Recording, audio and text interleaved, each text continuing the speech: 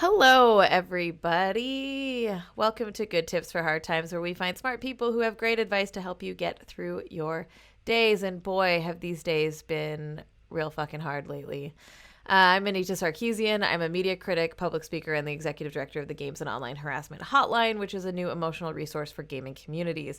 Now, I wanted to cancel today's episode just because things are so challenging right now, and I think we need to be focusing our energy on addressing systemic racism and police brutality and really amplifying the voices of Black leaders in this moment, or people, Black folks in general in their communities. But coincidentally, I think that this topic is actually really relevant to folks right now, and so I wanted to still continue to have this conversation today for those who are around and available to have it. So we're going to talk about this weird thing called bystander intervention. We want to address how do you intervene when you're witnessing harassment? How do you get involved in safe ways, if possible, and really be better in this space. I'm not the expert here. I'm going to stop talking about it and I'm going to bring on our expert. I'm really excited to have, I'm really excited to have Susan Wismar on today, who is a sexual and intimate partner violence prevention specialist. She's been a sought-after consultant and speaker for schools, campuses, and professional communities. Her survivor advocate background informs her comprehensive approach to holistic intervention and primary prevention strategies. Hi, Sue. Hi. I'm really excited to have you on, even under these circumstances. Oh, I think you're freezing a little bit, but there you go. You're back. This is what happens when we're live. So, Thank you for having me. Yeah. So since I completely butchered the what is bystander intervention, and that's such a meaty, loaded term. I think it's very like activist speak. Can you break down what that even means? Right. So the idea of bystander is trying to draw an awareness to people that are interacting in an environment that might not be the primary actors. And that's just the way that we've named it when we've researched it for like 50 years. But like how we see it is basically a questioning of the way we even frame looking at our society. Because even me defining it as not the primary actors in a situation reveals that we have always had sexual violence, maybe other things as well. My focus is in sexual and intimate partner violence. But the history of sexual and intimate partner violence has been rooted in a framework of individualism. And also you could say in criminal justice system. So when we would talk about in our history of sexual violence prevention movement, we would talk about the victim and the perpetrator and call those the primary actors and just erase the realities of our interconnectedness, that we are in community, actually. And if we want to look at the situation, there's lots of people that could potentially intervene at so many points in a timeline, and also intervening in a moment of potential violence happening. Yeah. All right. Uh-huh. So Does that help a little yeah, bit? I It's mean, like everybody. yeah, yeah, I think it does. And, it reminds me too of the ideas around like restorative or transformative justice, that the community has to get involved in these spaces, or even the adage that the personal is political, right? That it's a larger community effort to create the world we want to see in a lot of ways. Yeah, that's what makes it connect deeply for me in a lot of ways. It's just the benefits of it are so immense. Not just that it reflects the reality that we're interconnected in community, but like immediately the history of looking at sexual violence in the criminal justice system lens or individualistic lens means that we had what people are probably familiar with as victim blaming, right? Like that when we had two objects of a sentence, you have a victim or perpetrator, and well-meaning people would look at the subject and say, like, oh, we have so many victims of violence. How do we have fewer victims of violence? And immediately it puts our attention on, well, change victim behavior, which even in the most well-intentioned way becomes who makes rape happen? Victims make rape happen. And then we had a really great culture shift where we're like, actually, the problematic behavior would be perpetrating violence. So let's make those risk factors what we look at.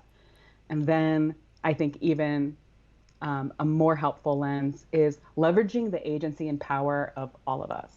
So let's not just look at it as intervening on potential violence creators, true, good, but also in this moment, at all times, how can we leverage people who are positioned in this moment to have more power or agency, depending on the dynamics. Yeah, absolutely. So I didn't give a content warning or a trigger warning before we started talking, fair. which as you started going into that, I was like, and there's someone in chat who was like, I'm just not up for this discussion today, which is totally fair. One, these videos are available at any time afterwards.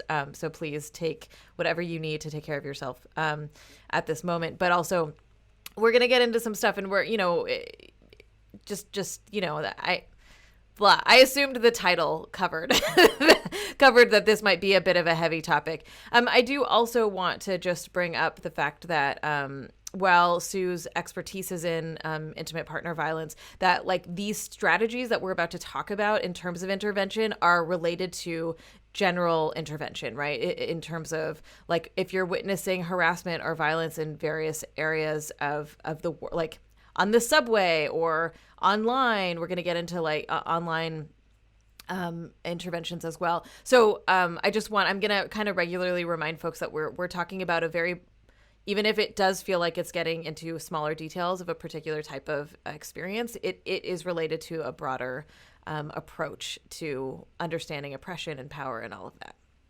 So, so like, as someone who is very confident in my politics and as someone who like kind of understands the language and knows how to say things, if I'm, for example, on the subway and I see something happening, my heart starts beating really hard. And I'm like, do I say something? Do I not say something? Am I safe? Am I not safe? Like, am I going to make it worse? This happens to me sometimes when I'm just like at an event, like a talk, and I want to call out the speaker on like saying something offensive, right? Where you're like, should I not? Like, I feel like that instinct and that like fear response that happens literally stops us from getting involved or just not knowing how to assess situations appropriately. So like, why don't people get involved? Like, what is it that's happening in those moments that can prevent more community support? Right. So I wanted our foundation to be talking about the individual versus community framework. And so we all have the agency and boundaries to be able to do our thing and to do our contribution. But ultimately, bystander intervention is trying to create a critical mass so that we have like a critical mass in community that we can say, oh, our new social fabric agreement, like what we're all agreeing to is that we're going to be pursuing safety, pursuing racial equity, or lives that are free of violence to pursue our potential. And so when you're giving you these examples of why do people not intervene, part of that is, well, we're entrenched in the cultural norms that we grew up in, and the cultural norms where don't intervene sometimes. But luckily, before it was even attributed to sexual violence, there have been studies on bystander behavior, is the realm of study it's called, and they explain so many things. And part of what we can do to empower ourselves is understand these dynamics. So I just quickly jotted down when you were speaking, like, well, one, am I safe? What if I make it worse? Is this even really happening? And just like, what if I do it wrong? And those are all well-defined areas of study that's like, oh, it's totally normal for you to think that. It's part of us being smart-brained humans that we look at a situation and say like, oh, am I a genius and understand everything? Or could I possibly be misreading this? Because we're social and in community, we take a lot of cues from other people. And if an entire train car is not reacting to something you think is problematic, you're going to, it's actually shocking. We have the humility built in to be like, is this right? Am I correct? Nobody else seems to be thinking so. Let me double think. And that's usually helpful to us. But when it is the result of some damaging norms, it's not. And so understanding that can help us move through those common bystander barriers. Um, and that's a whole topic of there's normal things that we would second guess. And what if I make it worse? These aren't problems. These are really great questions that deserve multiple answers. Like they deserve solutions and choices for you to be able to choose from. Like please never stop considering like, oh, what harm may come to the targeted person? If I do A or if I do B, yes, please consider that. That's important. Will I be safe if I say A or B? Like, please never lose that barrier. Yeah.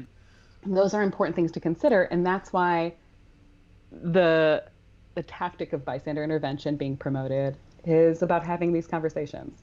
Think through what might be possible harms to come to the other person, to you, because we don't want to just have harm come to me instead of that person. We want harm diffused. We want de-escalation. Yeah, absolutely. If y'all have questions for Sue about bystander intervention as we're going through this, please drop them in the chat and we will pop them up on screen, or we will ask. Totally. We will go through them. So, do you want to go through what are some tips, or do you want to talk about a little bit more of the psychology around this? There's one thing that I want to there's some affirmations I want to give. Part of what I love about bystander intervention in this community model is that it means you are not burdened with carrying the entire fight of interrupting problematic sexist comments or potential sexual assaults being, if a sexual assault seems like it could be happening in a dynamic with an intoxicated person, etc. Like, it's not all on you. The point is that there's a shared responsibility and community that we all believe not only I can do something, but it's all of our jobs to be looking out for each other and someone vulnerable. Vulnerability that might be because of systemic oppression or vulnerability that might just be in this environment.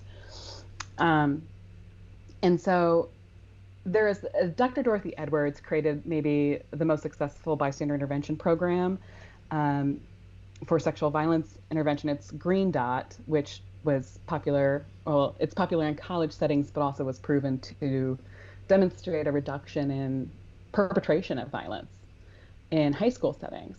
And one of the really encouraging things that I love about that program and what I think it does to successfully do the like social adoption theory, like how you get a group to like gel on a new value, is that it's like no one has to do everything, but everyone has to do something.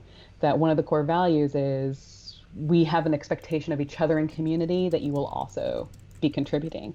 But then that means any bit I contribute helps. And so you don't need to feel the burden of some superhero act. You get to do what you can that's reasonable for you. And it also means like you get to get up and intervene in any small way that feels comfortable right now. It's about activating everybody wherever they are in whatever feels comfortable right now. So it's not about a massive, like, I don't need to get my problematic family member to like march with me tomorrow. Okay. Like, I just want to do one step and have them just agree, like maybe civilians shouldn't be harmed by police, shouldn't be murdered, and that's all that we need to do, and that's the step. Yeah, for that person. I want to just reiterate that. I think that's a great quote. No one has to do everything, but everyone has to do something. You know, like that's, and it's going to be different depending on who you are and what your capacity is and your experience and all of that. I love it. And I feel like it speaks to different abilities and like positions, like whether like different resources, different personalities, different abilities and walks of life. which that feels like ableist language now that I say that, but like, um, It's true. um, but different experiences of life. And it's like everybody's got something that we would benefit from Yeah. being shared. Yeah, absolutely. Absolutely. And I think that that's really important right now in this moment as well, when you're getting social media is flooded with do this, do that, do this, do that. And then people like folks in the Black community are like, wait, what are you doing? Why are you putting blackout screens and covering like silencing voices? Like what's going on? And so I think that right now, like really understanding like what, how much can you take in, right? Like, and I don't mean actually like quantity wise. I mean like educate yourself, start learning, start understanding, start like reading as much as you can and seeing what different communities are saying, and see what you bring to the table. And this is a little bit outside of the scope of this conversation, but I do feel like there's something valuable to taking in, thinking about what it is that you do and and what values you have and what that can bring to the table. So I saw someone tweet the other day about like they know how to do charity live streaming, and so they're happy to teach people how to do that, right? Like that's great. That is a great skill to share. And so like what is the skills that you have to offer to the movement, right? That you have to offer in this space that might not be traditional, or you might think are really weird, or like, might not be relevant, but that they can actually be relevant. And maybe that is the something that you do right in this moment, right? And maybe that something changes over time. It can grow bigger, and evolve in that way. Like you're totally pointing out another thing I love. I've been following the research, and I've implemented some community-based programs of Green Dot. And I think it's really worthwhile looking into for all of the ways that it is supported with evidence. And one of the things that it does that you just actually gave examples of was part of how we make a community shift to these norms is not just visibly doing interruptions whenever we can. Like we just need a group of people to start doing a small thing, and that'll be collectively an impact. But we also have proactive things that we can do that are bystander movements. Like, let me, not as the person directly targeted or people group targeted, offer something that promotes these values, that like the live streaming example you gave, or the live stream charity, like that seems like an unprompted proactive step into this is my responsibility and community to be a part of, pursuing the community we want together, which is free of violence. And so that's an important thing that we can do as well, which is really cool and based on our own skills. Yeah, absolutely. Well, so let's get into it. I think Okay. let's get into the meat of like how do we think about intervening, beyond sharing your live streaming skills? Okay. So what I'm going to use is a really, the 3Ds, which has a long history. It's used in Green Dot, but it goes way back to DC and Men Can Stop Rape, and people have used it a lot. So the 3Ds would be direct, distract, and delegate, which bless them for a wonderful, catchy list, even though delegate is not a word people use. But delegate, get somebody else to. Delegate it to somebody else. Fine. So this is just a way to synthesize thinking about your opportunities as broad. Intervening does not need to be a 30-minute after-school special explaining the harms of your statement to somebody. Like, it can be whatever fits you. And this is a great thing that I think is unique to, the Green Dot curriculum to begin with. This is turning into a Green Dot infomercial, but they were first to look at the research and effectiveness of this. The idea of we need to address barriers and normalize them as good. Like, it's fine. What you need is more solutions. If our young people, because this program would speak to high school and not middle schoolers, if our young people don't intervene, even if they have in their guts the feeling like this is something wrong and I don't like this or this could be dangerous, then like that is not their failing. This is, especially for young people, like this is an adult, like the adults around you have failed to give you enough options for you to choose one that fits you. Um, I'm sure if we gave it attention, we could find solutions that fit your personality, that fit your abilities, context, so that you can honor the fact that you actually do know what feels wrong or could be harmful and that you don't like it. I think that's a slander given to a lot of young people I work with that they don't know. I actually don't spend much of my time educating on what sexual harassment or dating violence or sexual assault looks like. They are they can name it all pretty well, and what they are lacking is permission to intervene and tools that actually work for them. So the direct distract delegate are trying to get to that idea. Don't be limited by them, but hey, your barriers are walls and they're legit. Don't ever lose the barrier of wanting to be safe. Yeah, that absolutely. that does not need dismantled. What you need is a way around that wall. Like what's a safe shortcut, sneaky passage around. And so direct just means saying something directly to the person if that's available and feels good.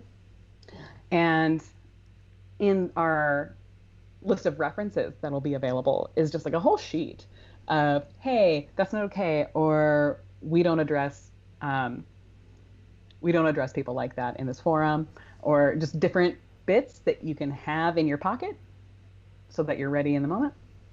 I love that. Um, I feel like a lot of the time, over the years for me personally, I've just adopted like certain language that you can just pull out and be like, okay, this is this situation. I can try using this phrase that's worked for me in the past. And so being able to start feeling those out, have some like, you know, literally a list that you can read and be like, this feels like something I would say, right? Or this feels like something I feel comfortable saying, and seeing how that you know, you're trying it on in a lot of ways if this is your first time ever doing that.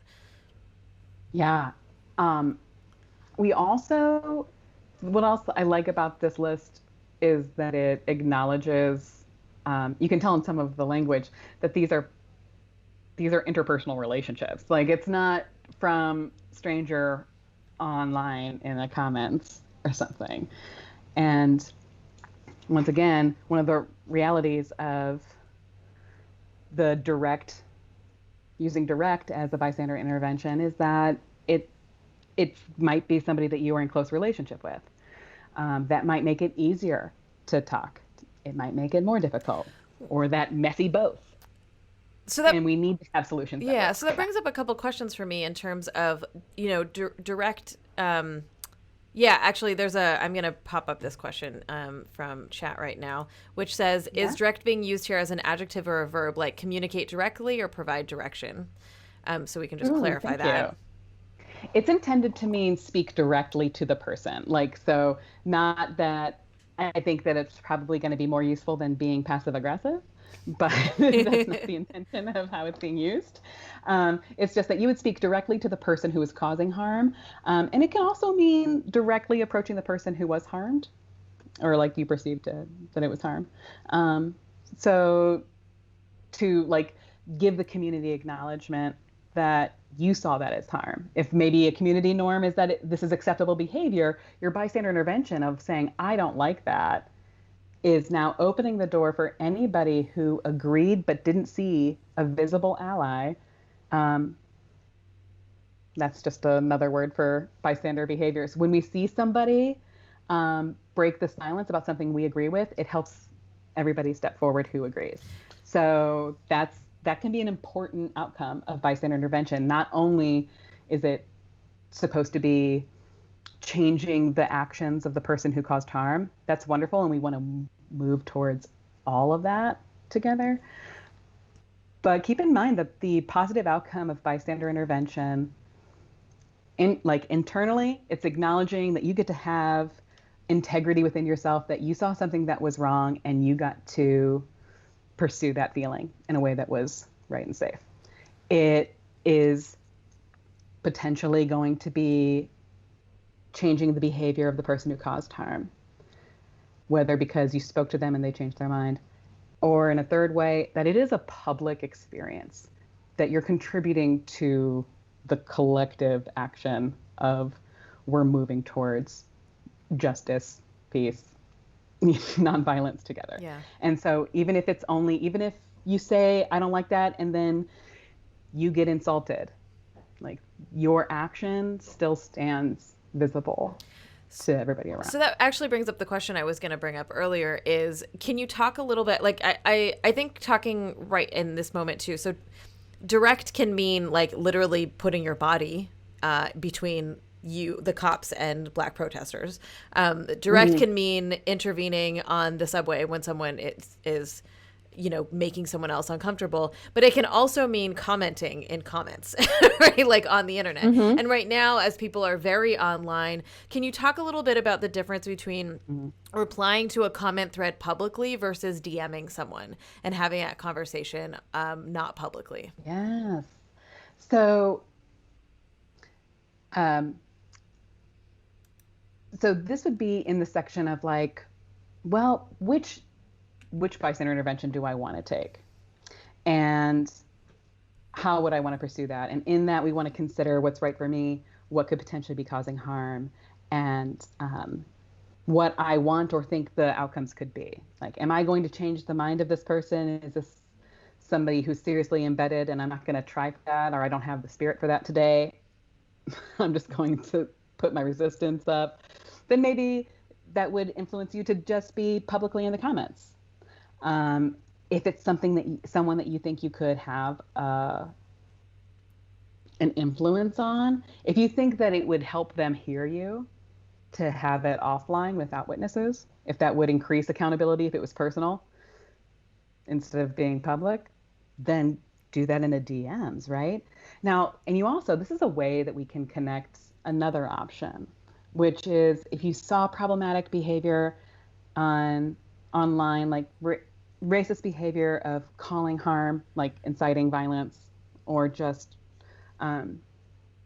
harmful and racist comments. I do want to say there is such a thing as a spectrum of violence, and we see these as all connected and building in on each other. So I do want to say, even if something seems like a small deal, like when we see small, like we think they're harmless or just low stakes sexist comments or something like that, they are connected to what amasses to be forms of violence that you might consider serious. So know that it is good to catch this behavior early, to comment on low stakes things, and that intervention matters. So back to our comment that might be racist that we want to respond to, we can go and talk to somebody on their privately in a DM, but we can also use the other tactic of delegate, which is like, well, can you go, how well do we know this person? How are we interacting? Is this somebody that you can look on their network and see, can you pick somebody that you think might be more influential than you?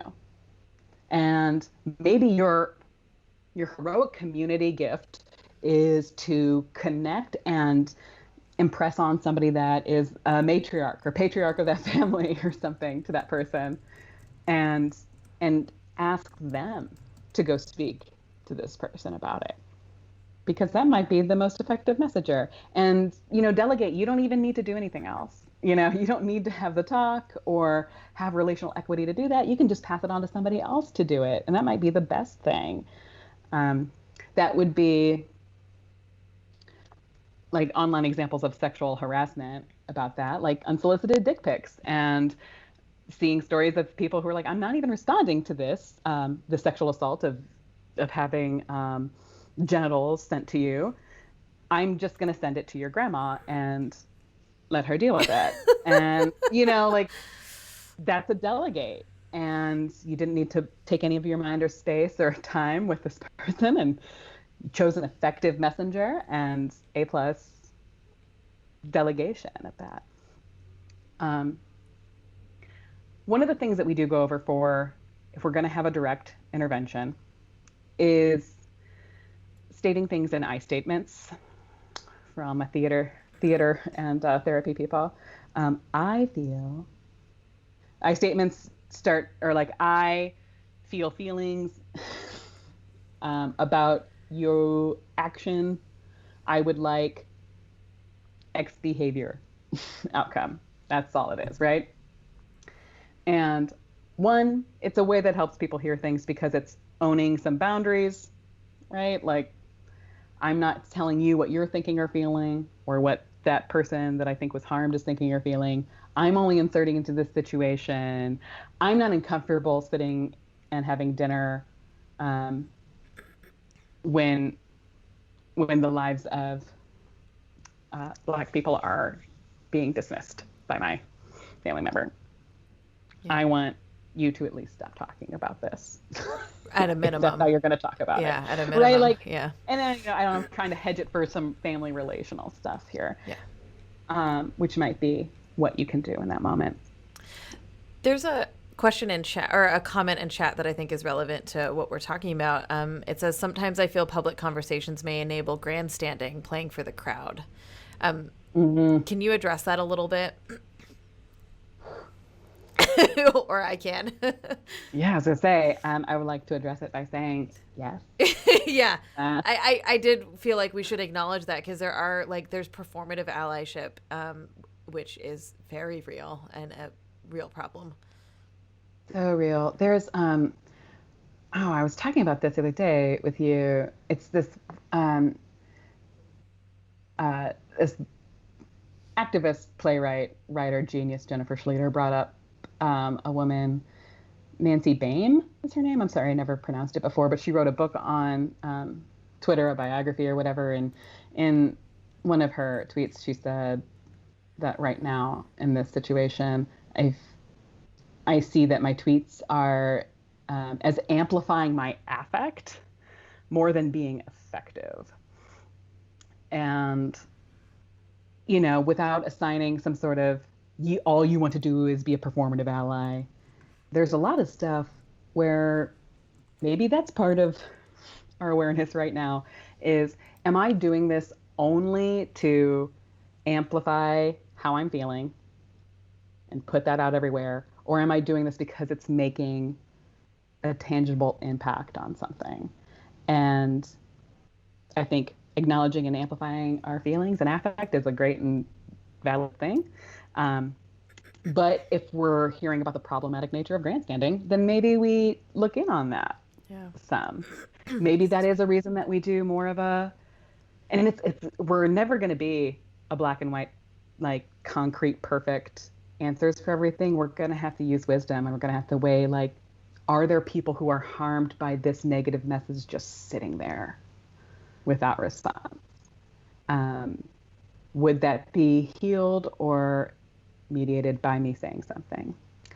And maybe this is an opportunity also for distract, which is the third D, direct, delegate, distract, where avoiding the grandstanding, but you're just sort of drowning out the noise of that with something else and not letting it be harm to the people it could harm, and not letting that have a voice. Kind of like, did you see how all the K-pop fans just drowned out the hashtag White Lives Matter, which is so gross. White Lives Matter was trying to be a hashtag used by white supremacists, and K-pop fans were just like, why don't you look at my Idol video then? And swarmed it, and I love it. And that was not necessarily a direct, let me persuade you about the merits of anti-racism. It was just no space for that. And it's not drowning out with the counterpoint. It was drowning out with something else. Yeah, absolutely. I love when we were talking earlier about this, I'd love to find the actual quote from the woman who said it, but am I amplifying my affect, or am I being effective? And we'll share that. We'll share that on our social when we get that. I looked it up so I could quote it. So yeah, I can just send that to you. Great, that would be awesome. Actually, no, never mind. That won't work. I was going to try to make it happen right now, but that's okay. But I really love it. And another, it's a very poetic way of saying, am I centering myself? Am I centering myself in this moment? Because, like, unless you are, like, if you are trying to be an ally and a bystander, an active bystander, or to do something in this moment of talking about police brutality, talking about the harm to Black communities. Like, it's not about you, and it's not about how selfless, how helpless you feel right now. And so I think that that's a really important thing for folks right now to be thinking about, of like, why are you sharing this thing? And this happened to me yesterday. I started like, I started not texting. I started tweeting, trying to figure out different ways to tweet the thing that John Boyega spoke up, and then Attack the Block was trending, and I fucking love that movie. It's such a good movie, Right. and like what he was saying and talking about all this stuff. And I was like, I wrote several tweets and deleted them all because I was like, nobody cares what I have to, like, I don't need to be involved in this right now. Like, I'm not adding anything fruitful or useful other than being like, shout out John Boyega, you're awesome, and also Attack the Block is a good movie. Like, nobody needs that right now. So excuse me. I think that thinking about, are you centering yourself because you feel helpless? Are you centering yourself because you want to do anything, but your anything might not be the something that is useful? And so really, I urge people to, if you are not the person being harmed, I urge you, especially on social media, to be conscious of why you're putting stuff out there and what that means. Yeah, this is another wisdom area too, of use your agency, but also there's no way to get around. I need you to be considerate and in live interaction, listening with the whether it's a group that you are engaging with in anti-oppression, or an interpersonal like relationship of domestic violence or something that you're witnessing what you think is domestic violence and you want to be in aid. We're gonna need to be considering the potential harm that could come to this person, and also live discussion, like not making anything the oppressed's problem, but it's supposed to be community in some ways. So when we are interpersonal like that, so sorry. So I muted myself like, and went off camera so nobody knew that I coughed, but I'm just going to acknowledge it because you said sorry. I felt so wrong to not acknowledge. Like, I'm sorry. No, I know. Nobody saw it though. It's fine. So I'm thinking of like I statements are really useful to deflect backlash on the targeted party interpersonally.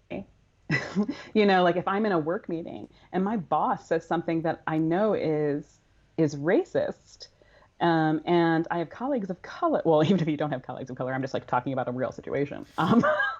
And there's people of color in the room. I find that like it's safer to have an intervention that is like, I am uncomfortable with you referring to, with you denigrating people of color as having like speaking unprofessionally.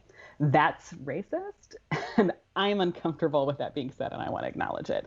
And in that situation, I want to be the person who has a problem with my boss, and it's I language.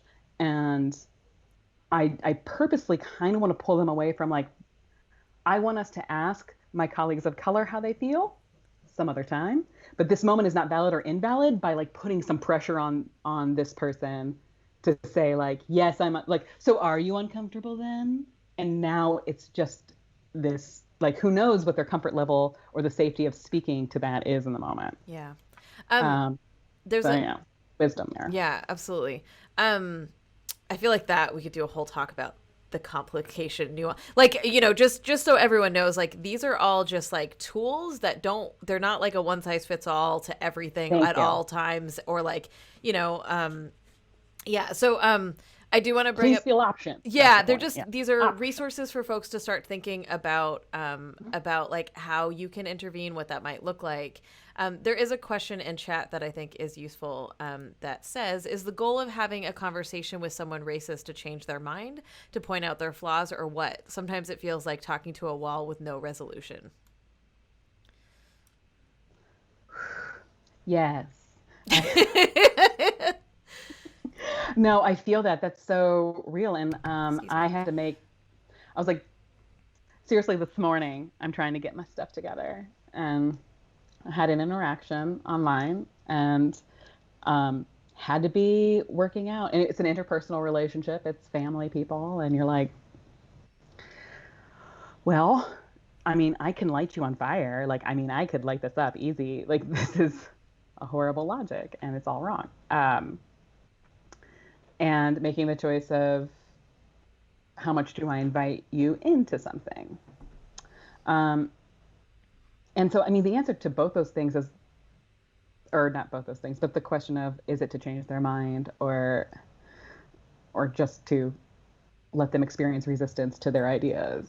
Um, it can be both. I mean, it can be either. Um, and maybe in this moment, it's about you feeling like you can't sit through um, a family gathering without speaking your dissent to this, and that's what you need. And also just part of remember, like everybody doesn't, no one has to do everything. Everyone has to do something. We are just we're part of a collective action, and a collective action hopefully in that person's life. And so maybe it's about packaging your drop contribution in the way that they can most hear. Maybe it'll be an adversarial drop that you're putting in as dissent. Um, I but that often, it would contribute. yeah, and I often like to think about it as planting a seed, right? That Mm, it's very unlikely that someone's going to be like, you know what, you're right in that moment, but you do get to just drop little seeds here and there so that people down the road might remember this conversation or might be open to other ideas or receptive to things that they weren't receptive to before, because you did put yourself out there, and you're never going to see totally true. you're never going to see the blossoming of that tree if it doesn't wilt away. But that I think that there's value to that. We got another comment that says, how do you respond when someone replies to being told that thing you just said is racist and I'm uncomfortable with it, by saying something like, I'm not racist, or I'm not racist, but I love it. I'm not racist, but um, well, I mean, there's so many more succinct and well-contained responses to that that I've read. So I mean, I won't pretend to be the best person at doing that. I mean, there's an argument. So one, I would say in general with pushback, and this is another part of let's think out what my barriers to acting might be or speaking up. Let's think through what my personality is and how I'm suited. Let's think through specific situations. Um, because to intervene, we need to recognize a problem. We need to, well, think that it's our job to act, like that it's our responsibility to act. And we need to know a way to act, like an option to. And then we know how to have to be able to do it, like know how to do it. So for all those things to take place. Um, One of those is practicing like, well, what could the backlash be? Backlash could be, well, I'm not racist, but, and to that backlash, you could have the option of engaging in, well, here is the logic behind this argument of, you know, you don't need to be a racist person. We can just describe things as racist actions. That's actually like a little tip from the I statements is that you don't need to label the whole person. And there's actually great stuff from like Jay Smooth. I was like, just like about to 2010, reference that like, video. It's a really good one. where it's like, don't get into a fight about their soul identity. Get into What's a in their discussion heart. of facts on the table. Yeah. This action results in whatever disparities and outcomes for based on race, aka racism. So done. I just realizing it's my little window, like it got dark and Yeah, it did. You look like it's very glad I got this lamp. I like it. It's very intense mood lighting. Yeah, it's like fireside chats. Guys, let's talk about intervention. I love it. Yeah. So like doing that as a side technique, but then also remember if you get stuck in a backlash, like no, not what you said, but diversion technique or whatever someone says. Broken record, you're always allowed to keep saying. Yeah. Or it's like, I feel uncomfortable about that racist statement. You're like, well, it's not racist. Saying I feel uncomfortable, and no one can come at you and say, no, you're wrong. You don't feel that way. Okay. So I think this is also related to some of the stuff we talked about earlier where, so for example, if you are a dude in the locker room or the metaphorical locker room and someone makes a sexist joke, just saying that makes me uncomfortable is is an intervention, right? Just saying it's Yes. you're not necessarily trying to change that person's mind. So even if they come back and be like, I'm not sexist, I love my mom, you're like, oh my God. It like just that act in and of itself is a form of intervention that then shows all the other dudes in that space that someone is gonna, like, whether they acknowledged it or not, that someone's gonna call that out. It also tells that person who felt like that space of all men or all white people or what have you is not a safe space for their oppression or their oppressive ideas. I love that. And so like even like you don't even need to get into, actually I'm not going to say that. There is, as we're saying, is you don't need to do everything, but do something. That maybe the something is just to be like, hey, that ain't cool. And maybe it's not explaining it. Maybe it's not actually like getting into a big argument, although it could be, but it could also not be. Oh, thank you for spelling that out. When we discuss this and techniques, there's usually a lot more, there's more examples given that it's like, please feel encouraged. You saying or doing anything, your intervention being what? Period. Like, and scene. Yeah. Yeah. That can be enough to disrupt that moment. It is not a cheering in advance. Your interruption, depending on the context, it might be some offensive, like somebody tells a racist joke, and then you just stand there not laughing. Like, that might be disruptive enough for the you know what? scene, One of my favorite ones is, I'm not good at this. This is not my style. My favorite one is be like, I don't understand the joke. I can't even say it without like just kind of that like play dumb of like make them explain the sexism, make them explain the racism, the homophobia, the transphobia, because they won't do it or like they can't without clearly showing that they are contributing to oppressive norms. And it's brilliant to watch. Like, it's brilliant to watch when people do that. It's one of my favorites. Oh gosh, there's just watching people step over themselves. That actually happened. There's a story of like a professional gathering meet and greet, and somebody came up to a woman colleague that they were meeting, and the first question, so bizarrely, was like, "What does your dad do?" You're like, "What?" It is just like orthodontist. Weird. I don't understand its relevance here. Orthodontists are like, "Oh, he must be into bondage," because there is a type of dental work called bonding. Oh my God. And I'm like, but that's only a pun if it is paired with sexual predilection. So, and it's like, wow. I think their response was like, gross. Which wasn't bystander intervention, it was just theirs. But having colleagues when it was like, this is inappropriate, what happened? And they're like, oh no, it's not sexual. Explain the pun. Oh, I didn't understand that. Explain it. Or like, because dentist bonding. And? Yeah, absolutely. It's not called bondage there. Make them explain. So, we don't have that much time left, and we wanted to talk about power dynamics.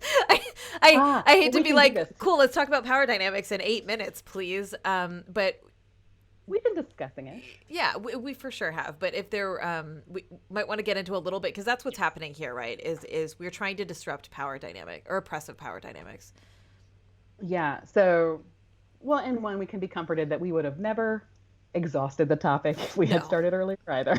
So, one of the things that I had said earlier is this is about beginning a conversation that I hope you continue to explore what is right for me. Am I somebody who's going to feel comfortable going up and directly speaking?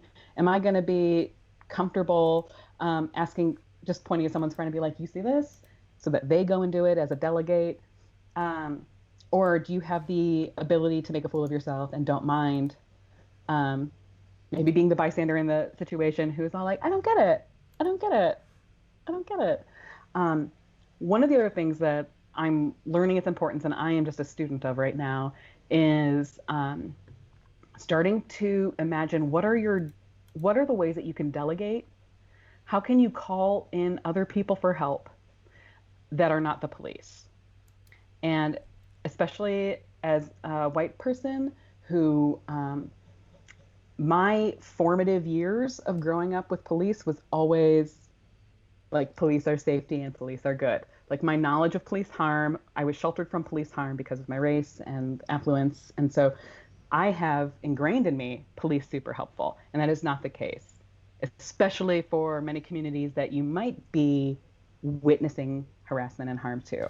And so if we don't, we need to start imagining like, well, what other solutions do we have? Who else can there's pod mapping as a concept as well. Like, what are the networks that we can call on and in interpersonally instead of police? Just like, what other things can we do instead of calling in, the criminal justice system? Absolutely. A lot of folks right now are talking about how we need to stop thinking, or white people need to stop thinking about the police as a concierge service. Like your neighbors are having a wild party and you call the police on them.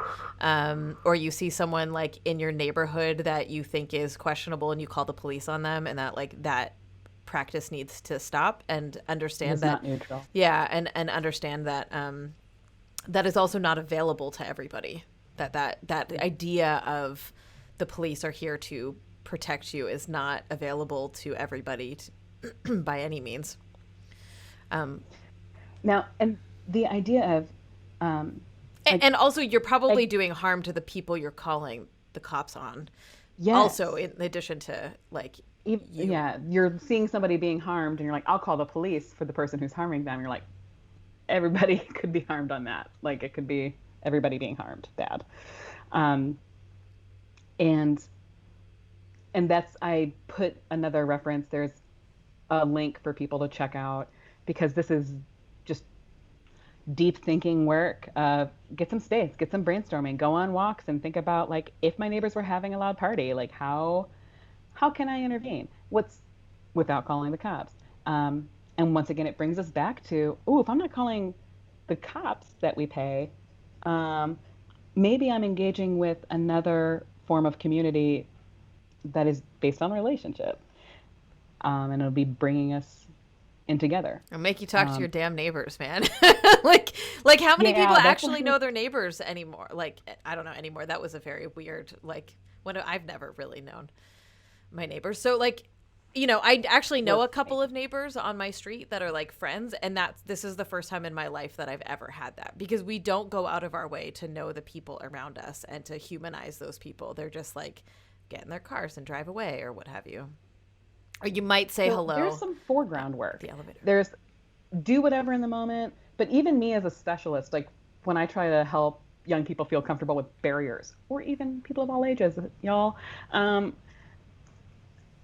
I was a sexual violence prevention specialist for like 6 years when I witnessed a teacher break up a fight between two middle school boys. Fair, don't let them harm each other. But then this adult teacher ended up holding down the kid's arms and sitting on his chest and then taunting this kid. And I'm like, this is an adult sitting on a child. I'm sorry, that came out really fast and that's a really horrific image. And I am a prevention expert, and I experience the bystander barriers of maybe I'm reading this moment wrong because this can't be okay. But then I'm like, but I'm not an expert teacher. This person is a teacher.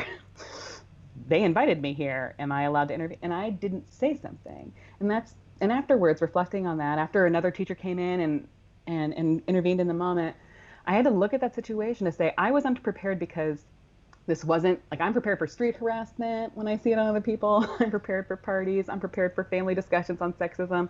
And I had never considered, how do I deal with a slightly known colleague about this? And I just needed to sit down and do the work and then make an agreement with myself. Like, well, what could you do? Like, I don't know that I could speak to their professionalism. For me, I agreed with myself that if I won't be able to act because I'm a freezer, I freeze up, that I will be able to make a noise. So my agreement with myself is, anytime you just know it's wrong, but you haven't thought of this moment yet or something, you're just going to go, ah! Which is a distract, right? It's one of the Ds. It is a distract. Yeah. It is a distract. And if I'm in the room, people would not think that was so bizarre for me, but they would they would know that was Sue signal for something. Yeah. We'd do it. Yeah. So we need to be considering this. And I don't have a solution for not calling the cops on a party if I can't just walk up to the party. Like I have direct, but I don't have other options. And I need to do the work of still considering that. And I'm investigating these resources myself. Yeah, absolutely. Oh, this was a big conversation. I'm really, really glad we had it. I just a recap of some of the highlights, I think. Yeah. Bystander intervention, direct, distract, delegate. Look them up if you or rewatch the video. I also want to recommend Hollaback's bystander intervention. They actually like walk through step by step and show examples and talk about these different tools. So, and we've talked about that before. When Caden Mack from 18 Million Rising was on board, we also talked about pod mapping with him. So we are just like reiterating a lot of these points if you have been checking in with us regularly. I loved the quote of you don't have to do everything, but do something. So that can empower us all to sort of, it's almost liberatory in that you can still do something even if it's small. This is a really, really, what's the word? It's not the same thing at all. But when it comes to like productivity and getting work done and you're feeling like you just can't get anything done, me and other folks in this space will be like, what's the smallest thing you can do today? Like, what is it? And so in related to that is like, what is the smallest thing you can do to intervene or to amplify or what have you? And maybe it's just retweeting someone. Maybe it's, it can be whatever. So I really like that. And then the other thing I really liked in this conversation too was am I amplifying my affect or am I being effective? Are you centering yourself and your feelings when this isn't about you? It's a really great way to be proactive. Yeah. I love it. Yeah, totally. Yeah. Everybody get to take a step how you are right now. Absolutely. Everybody can begin in our small ways. It's that, it's a collective work. And so not heroic actions, just everybody putting in their tiny bit drop by drop every day. Yeah, absolutely. And then together it's going to be massive and we will have we're witnessing critical mass right now. Yeah, absolutely. Thank you, Susan, so much for being with us today. I really appreciate it. We are going to drop the links that you have shared with us around some of these issues have been dropped into the chat, and we'll put them in the show notes if you're watching this on YouTube. So thank you so much for all of your insight. Thank you.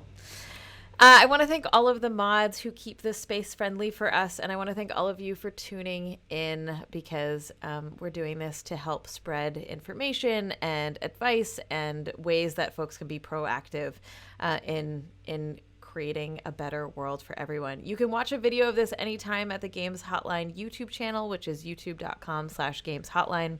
And we will be back next week with Kanoa Ortega about toxic masculinity and the ways it manifests during times of instability and what men can do about it. So please tune in for that.